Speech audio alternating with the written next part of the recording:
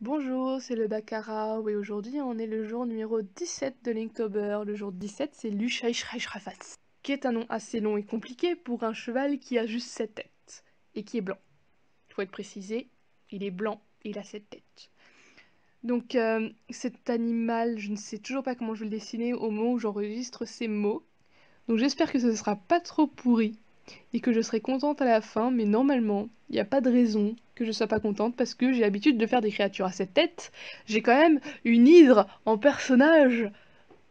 Et aujourd'hui, ce que j'avais envie de faire, c'était parler des conventions. Vous le savez, je l'ai déjà dit, les conventions, j'ai envie d'en faire une vidéo un peu plus grosse plus tard pour la chaîne parce que j'ai des projets, parce que j'ai envie que la chaîne, elle dure un peu et que je trouve un moyen de faire en sorte qu'il y ait des vidéos qui sortent régulièrement, mais je sens que ça va pas sortir régulièrement du tout. Ça va refaire comme la dernière chaîne, où je postais tous les 5 mois. On va espérer que j'arrive à poster au moins une fois toutes les 2 semaines ou une fois par mois. Mais bref, ça c'était pas le sujet c'est les conventions. Et là je vais juste donner mon côté mon côté des conventions et mon côté de l'expérience, et après je vais peut-être interroger d'autres gens sur les conventions. Et en tout cas, il y aura Célu. En tout cas, il y aura le point de vue de Célu qui fait beaucoup plus de conventions que moi en ce moment et qui surtout en discute beaucoup plus, alors que moi, j'en parle pas beaucoup. Donc, en fait, les conventions de base, la définition, c'est que ce sont des événements qui rassemblent des gens autour d'une seule passion.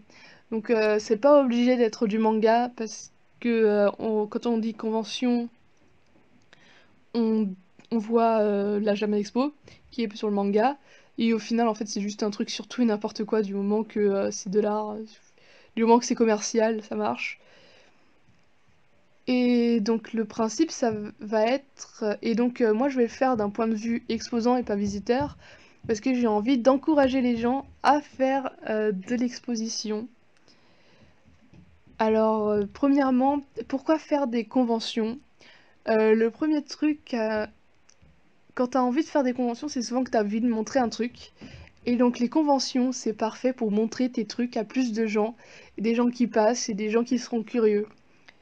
Ça permet aussi de présenter ton univers quand tu as un univers qui est fait, quand tu as des BD, quand tu as quelque chose à montrer, c'est très cool. Tu peux aussi rencontrer du monde et faire ton réseau.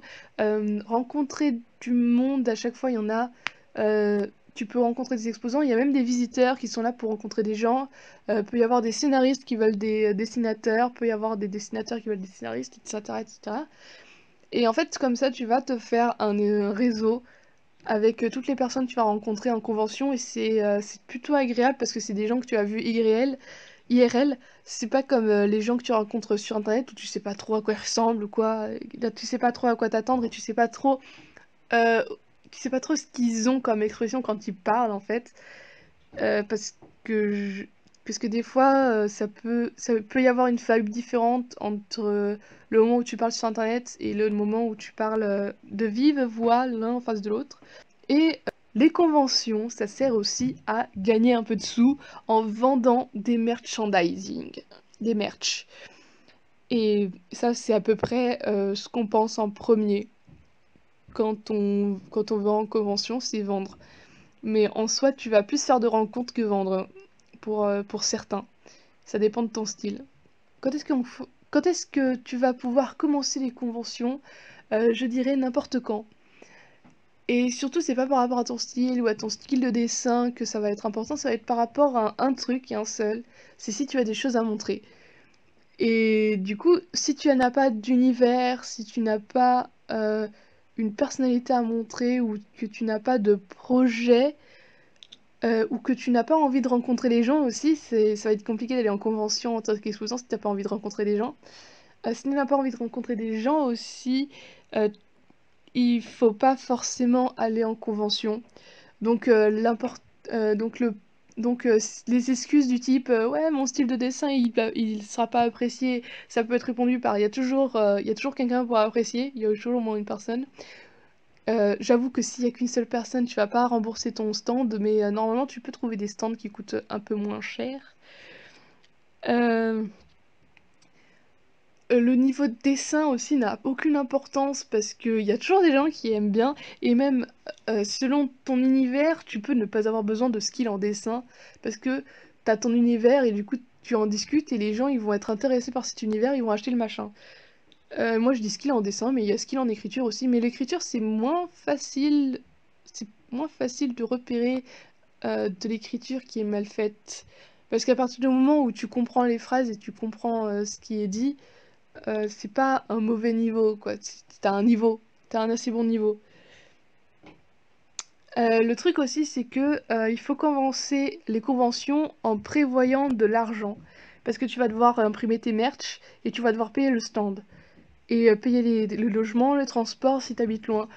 Donc, il faut aussi que tu aies déjà un peu d'argent de côté pour pouvoir faire des conventions. Et ça, ok, c'est une bonne excuse. Si t'es pas assez riche, c'est une bonne excuse. Troisième question, c'est comment commencer les conventions. Quand on est vraiment dans le hardcore, on commence par la Japan Expo, c'est-à-dire se faire un budget de 1000 € et aller dans une convention où tu peux potentiellement les regagner ou même gagner le double. Ou, et souvent, on conseille les gens de commencer par des petites conventions à 5000 visiteurs qui ont les stands à moins de 40 € le week-end. Le mieux, ce serait 20 € par week-end. Et en fait, le truc, c'est que tu peux et le truc, c'est que tu peux avoir un stand à moins de 50 € le week-end en partageant le stand avec quelqu'un d'autre que tu connais. Parce que souvent, les stands, ils sont pas du tout à 50 € ou moins. Ils sont plus autour de 100, 500 € le stand pour un week-end. Et du coup, c'est le même prix que la Japan Expo. Et du coup, 500 € pour un week-end, c'est le même prix que la Japan Expo, sauf que la Japan Expo, c'est le double du temps. Donc, en soi, pour avoir un truc de Japan Expo, faudrait compter 250 €. Entre 150 et 250 € maximum pour un stand, sans le partager.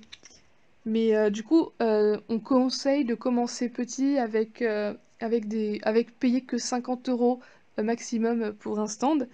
Et aussi, et aussi, il faut faire attention à ne pas imprimer 50 exemplaires de chaque design, parce que c'est l'erreur que j'ai faite avec Cellueman, et en fait on n'arrive toujours pas à écouler les machins, encore en train d'écouler on est encore en train d'écouler ce qu'on a fait pour la première convention il y a 3 ans, en sac surprise.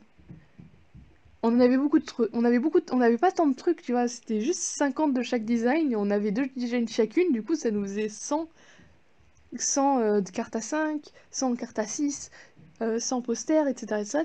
Et on n'avait pas l'impression que c'était beaucoup, mais en fait, si, c'est beaucoup, parce que tu vas en vendre que 5 ou 6 par convention maximum. À moins que ce soit du Totoro, et encore, ça marche pas forcément. Mais bref, petite quantité, tenter de faire. Parce que pour les premières conventions, imprimer avec ton imprimante jet d'encre un peu à la con, ça peut passer. C'est pas super quali, mais ça peut passer.